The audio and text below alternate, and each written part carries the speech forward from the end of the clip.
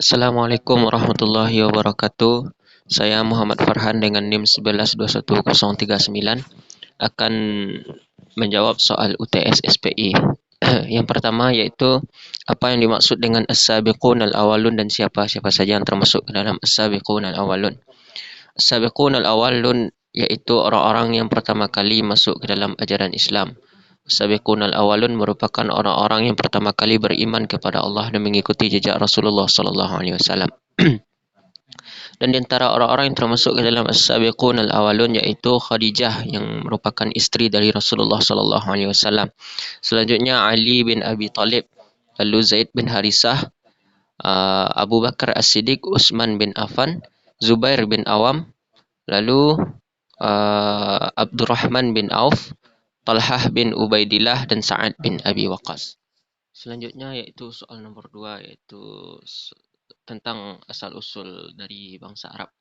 Bahwa bangsa Arab yang tertua iaitu mereka orang-orang yang hidup setelah banjirnya Nabi Nuh alaihissalam. Bangsa Arab ini merupakan keturunan dari Bani Qattan dan mereka terbagi kepada 3 macam, yaitu yang pertama yaitu bangsa Arab yang ba'idah, yaitu nenek moyangnya dari bangsa Arab yang telah punah, yang mana bukti-bukti dari sejarahnya telah tertelan oleh zaman. Yang kedua itu bangsa Arab Aribah, yaitu bangsa Arab yang berasal dari keturunan Qatban. Mereka lah yang hidup berkembang biak di daerah Yaman. Yang ketiga yaitu bangsa Arab Mustariban. Bangsa Arab Mustariban, yaitu bangsa Arab yang nenek moyangnya merupakan Nabi Ismail alaihi salam. Itulah asal-usul dari bangsa Arab. Selanjutnya itu kerajaan-kerajaan yang ada sebelum Islam datang ke dalam Arab. Di antara kerajaan-kerajaan yang telah berdiri sebelum datangnya Islam di Jazirah Arab, di antaranya yaitu kerajaan Kindah, kerajaan Qattan, terus kerajaan Hijaz, kerajaan Sabah, kerajaan Ghassan, dan banyak lagi kerajaan yang telah berkuasa sebelum Islam di Jazirah Arab. Selanjutnya yaitu tentang sistem politik yang ada di Jazirah Arab sebelum Islam. Bahawa mereka itu mengenal sistem politik yang bisa kita sebut dengan otonom daerah kerana mereka tidak mengenal sistem pemerintahan secara sentral.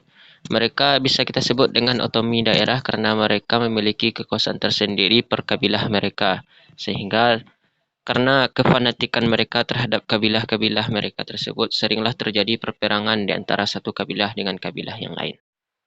Sedangkan kepercayaan bangsa Arab sebelum datang Islam ke Jazirah Arab, bahawa mereka sebelumnya telah beriman kepada Allah yang Maha Esa. Mereka sudah beriman kepada Allah. Akan tetapi setelah wafatnya Nabi Ismail alaihissalam, mulailah melenceng kepercayaan mereka. Dan mereka mulai menyembah yang namanya berhala, menyembah malaikat, dan mereka meyakini bahawa malaikat merupakan putri dari Tuhan. Lalu mereka juga menyembah ruh-ruh nenek moyang mereka dengan cara memberikan sesajen berupa binatang-binatang sembelihan seperti korban.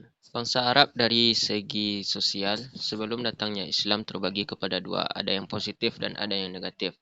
Kalau dari segi yang positifnya, mereka itu merupakan bangsa yang setia kawan, pemberani, mereka ramah tamah dan menghormati tamu mereka. Mereka juga memiliki daya ingat yang sangat kuat. Sedangkan dari segi negatifnya, dari segi sosial mereka itu memiliki moral yang mereka merupakan bangsa yang tidak bermoral. Budi pekerti akhlak mereka pun sangatlah rendah. Serta mereka menganggap bahawa wanita itu sama seperti binatang ternak, boleh diperjualbelikan sesuka hati mereka dan diperlakukan sekehendak hati mereka. Lalu masih soal nomor 2 iaitu tentang keadaan ekonomi bangsa Arab sebelum datangnya Islam. Bahwa dari segi ekonomi bangsa Arab sudah stabil, sudah bisa dikatakan stabil. Di antara mata pencarian mereka yaitu yang paling utama adalah berdagang bagi kaum pria. Lalu ada yang dari segi kesenian yaitu jahit-menjahit serta menyamak kulit dari hewan. Lalu ada juga yang bercocok tanam serta banyak juga yang melakukan mengembala domba. Sedangkan dari wanitanya, kebanyakan dari mereka adalah sebagai pemintal. Bangsa Arab dari segi kesenian mereka sebelum datangnya Islam yang paling menonjol adalah uh, syair dan prosa mereka. Mereka menjadikan syair, bahkan mereka menjadikan syair dan prosa ini merupakan sebuah mata pencarian mereka. Dan inilah keunggulan dari bangsa Arab, yaitunya penyair, dan mereka menyebut bahwa penyair ini merupakan sebuah profesi yang profesional, bahkan sudah diperlombakan di pasar-pasar yang ada di Jazirah Arab tadi. Kalau dari segi ilmu pengetahuan, sebelum datangnya Islam ke Arab, bangsa Arab merupakan orang yang sudah cerdas. Mereka sudah memiliki ilmu pengetahuan. Di antaranya yaitu dari bangsa Arab inilah munculnya cikal bakal dari ilmu astronomi, yaitu ilmu penunjuk arah jalan, ilmu perbintangan, ilmu nujum. Karena mereka sering melakukan perdagangan, melakukan pelayaran, sehingga mereka membutuhkan ilmu ini dan mereka sudah mulai mengaplikasikannya dalam kehidupan mereka sehari-hari. Lalu bangsa Arab ini juga merupakan cikal bakal dari ilmu meteorologi, karena bangsa Arab ini ada yang nomaden, mereka berpindah-pindah sehingga mereka sangat bergantung kepada ilmu ini. Juga bangsa Arab dikenal dengan ilmu nasab mereka, ilmu nujum, dan juga ilmu mencari jejak musuh-musuh mereka. Baiklah, selanjutnya itu soal nomor 3, yaitu masa Nabi Muhammad sallallahu alaihi wasallam berada di Mekah. Nabi Muhammad sallallahu alaihi wasallam dilahirkan di Mekah Al-Mukarramah. Beliau melakukan dakwah di Mekah ini selama 13 tahun. Yang mana 13 tahun ini dibagi menjadi dua, 3 tahun melakukan dakwah secara sembunyi-sembunyi dan 10 tahun melaksanakan dakwah secara terang-terangan atau jahriyah. Ketika Nabi Muhammad SAW melakukan dakwah secara sembunyi-sembunyi, beliau melakukannya di kediaman atau di rumah Arqam bin Abil Arqam. Dan setelah mendapatkan perintah untuk dakwah secara terang-terangan, maka Nabi Muhammad SAW melakukannya yang berkisar selama 10 tahun. Ketika dakwah dilakukan Nabi secara terang-terangan, maka muncullah perlawanan-perlawanan dari kafir Quraisy terhadap Nabi Muhammad dan pengikut Nabi Muhammad, yakni umat-umat Islam. Karena mendapatkan tekanan-tekanan dari orang-orang kafir Quraisy ini, maka Nabi memerintahkan para sahabat untuk melakukan hijrah. Dan ini adalah hijrah pertama dalam Islam, yaitu ke Habasyah. Alasan Nabi Muhammad SAW memerintahkan para sahabat untuk melakukan hijrah ke Habasyah karena raja dari Habasyah ini merupakan raja yang sangat adil. Sehingga pergilah beberapa sahabat ke negeri Habasyah ini, ke kerajaan Habasyah ini, dan diterima dengan baik oleh raja Habasyah yang adil ini. Setelah sekian lamanya, maka Nabi Muhammad SAW tetap mendapatkan perlawanan dari kafir Quraisy, sehingga Nabi Muhammad berusaha untuk mencari tempat aman ke Taif. Pergilah Nabi Muhammad SAW ke Taif untuk mendapatkan keamanan di sana, akan tetapi ditolak mentah-mentah oleh orang-orang Taif, oleh Bani Saqif. Maka Nabi Muhammad SAW pun ditolak mentah-mentah oleh mereka. Bahkan Nabi Muhammad dilempari dengan batu sehingga Nabi Muhammad berdarah. Itulah jawaban nomor 3. Selanjutnya yaitu jawaban nomor 4, yaitu masa Nabi Muhammad SAW periode Madinah.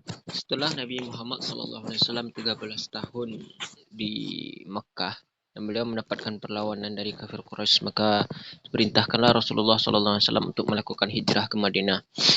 Ada beberapa penyebab Nabi Muhammad SAW melakukan hijrah ke Madinah. Yang pertama yaitu baiat yang telah dilakukan oleh kaum Aus dan Khazraj pada tahun 612 sampai 622 Masehi. Yang kedua, alasan Nabi Muhammad SAW melakukan hijrah ke Madinah yaitu karena pemboikotan yang dilakukan oleh kaum kafir Quraisy kepada Nabi Muhammad SAW. Yang mana pemboikotan ini dilakukan selama 3 tahun. Isi pemboikotan itu yaitu yang pertama bahwa orang-orang kafir Quraisy dilarang untuk berteman, bergaul dengan orang-orang Muslim. Yang kedua, orang-orang kafir Quraisy ini dilarang untuk melakukan perdagangan dengan orang-orang Muslim. Yang ketiga, bahwa orang-orang kafir Quraisy ini dilarang untuk melakukan pernikahan dengan umat Muslim. Lalu isi pemboikotan yang lain bahwa musuh dari Nabi Muhammad SAW merupakan teman dari mereka, sehingga mereka harus membantu musuh dari Nabi Muhammad SAW. Oleh karena itulah, oleh penyebab tadi, maka Nabi Muhammad SAW melakukan hijrah ke Madinah. Singkat cerita, ketika Nabi Muhammad SAW sampai di Madinah, hal yang dilakukan oleh Nabi Muhammad pertama kali yaitu yang pertama membangun masjid, yaitu Masjid Nabawi. Nabi membangun Masjid Nabawi ketika Nabi pertama kali sampai di Madinah. Lalu yang dilakukan Nabi Muhammad SAW yang kedua di Madinah yaitu mempersaudarakan antara kaum muslimin,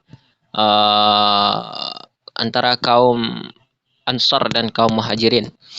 Kaum Muhajirin yaitu orang yang melakukan hijrah dari Mekah ke Madinah, sedangkan kaum Ansar adalah orang-orang Madinah yang menolong Nabi Muhammad yang menerima kedatangan dari kaum Muhajirin. Lalu yang dilakukan oleh Nabi Muhammad yaitu melakukan perjanjian antara kaum muslimin dengan kaum Yahudi Madinah. Di mana isi perjanjian antara Nabi Muhammad dengan orang Yahudi Madinah yaitu yang pertama, Muslim dan Yahudi ini mereka harus hidup damai. Yang kedua itu saling membantu kalau mana mereka diserang oleh musuh mereka. Yang ketiga, Nabi Muhammad adalah pemimpin umum dari masyarakat Madinah sehingga apapun masalah akan diselesaikan oleh Nabi Muhammad SAW. Dan mereka antara Muslim dan Yahudi ini harus saling tolong menolong dalam kepentingan mereka bersama. Selanjutnya itu rintangan dakwah yang dilakukan oleh yang diterima oleh Nabi Muhammad SAW ketika berada di Madinah. Di antaranya itu yang pertama perang Badar yang mana terjadi pada 17 Ramadan. Yang kedua yaitu perang Uhud, terus perang Khandaq serta perjanjian Hudaybiyah, dan yang terakhir halangan yang dihadapi, tantangan yang dihadapi oleh Nabi Muhammad SAW ketika di Madinah yaitu Fathul Makkah. Setelah Fathul Makkah, Nabi Muhammad SAW pun meninggal dunia pada usia beliau yaitu 63 tahun. Sekianlah masa Nabi Muhammad SAW periode Madinah. Baiklah, selanjutnya saya akan menjawab pertanyaan nomor 5 yaitu apa surat yang memerintahkan Nabi Muhammad SAW untuk melaksanakan dakwah secara sembunyi-sembunyi dan melaksanakan dakwah secara terang-terangan. Yang pertama yaitu surat yang memerintahkan Nabi Muhammad SAW untuk melaksanakan dakwah secara sembunyi-sembunyi yaitu Quran surat Al-Mudaththir ayat 1-7 yang berbunyi A'udzu billahi minasyaitonir rajim. Bismillahirrahmanirrahim. Ya ayyuham mudaththir qum fa'anzir wa rabbaka fakabbir wa thiyabaka fatahhir wa rujza fahjur wa la tamnun tastakthir wa li rabbika fasbir.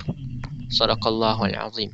Sedangkan surat yang memerintahkan Nabi Muhammad SAW untuk melaksanakan hijrah, untuk melaksanakan dakwah secara terang-terangan yaitu Quran surat Al-Hijr ayat 94 yang berbunyi A'udzu billahi minasyaitonir rajim. Bismillahirrahmanirrahim.